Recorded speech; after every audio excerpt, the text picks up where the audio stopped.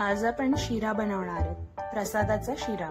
त्यासाठी लागणारे इंग्रेडिएंट्स आहेत साखर, तुळशीची पानं, रवा, केळं, वेलची पावडर, मिक्स ड्रायफ्रूट, साजूक तूप आणि दूध ज्याच्यात आपण केशर घातलं।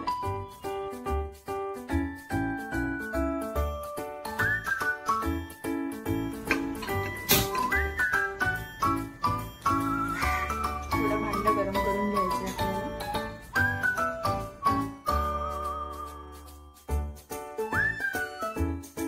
आधी आपण रवा घालून घेणार आहे। रवा चांगला ब्राऊन कलर वरती भाजायचा आपल्याला। थोडी गॅसची फ्लेम लो करायची, म्हणजे खरपूस भाजला जातो, नाहीतर मग मध्ये करपतो। सगळीकडनं छान त्याला हलवून घ्यायचं आहे। त्यानंतर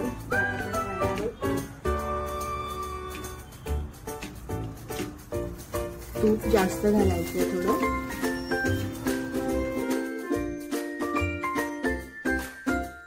छान खरपूस भाजायचं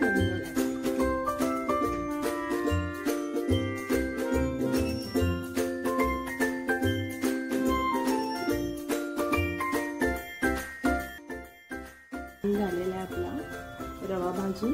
त्यात आपण थोडे ड्रायफ्रुट्स घालूया। जर तुम्ही प्रसादासाठी काही बनवत असाल तर चारोळे घालत जा, बाकी आवडीनुसार तुम्हाला जे पाहिजे असतील ते ड्रायफ्रुट्स ऍड करा।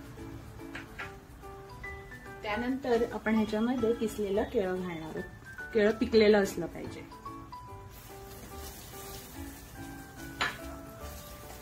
छान शिजून घ्यायचं आपल्याला।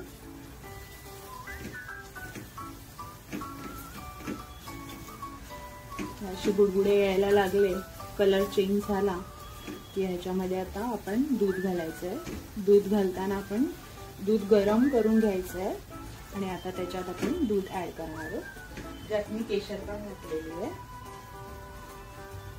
थोडं हे उडेल।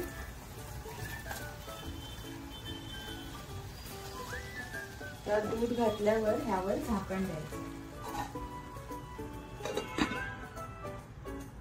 आता कशी उकळ आलेली आहे छान। आता आपण एकदा ढवळून घेऊया ह्याला।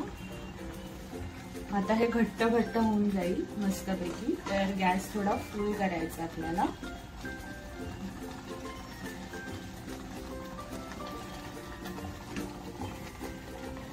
ह्यात आपण हे पूर्ण जरा जाडसर होऊन द्यायचं। झाकण लावूया। वाफ येईल छान। हे बघा, हे आता असं जाड झालेलं आहे। आता आपण ह्याच्यामध्ये वेलची पावडर ऍड करूया आणि साखर थोडी कमीच ऍड करायची आहे, कारण की आता साखरेला आपल्याला पाणी सुटणार आहे।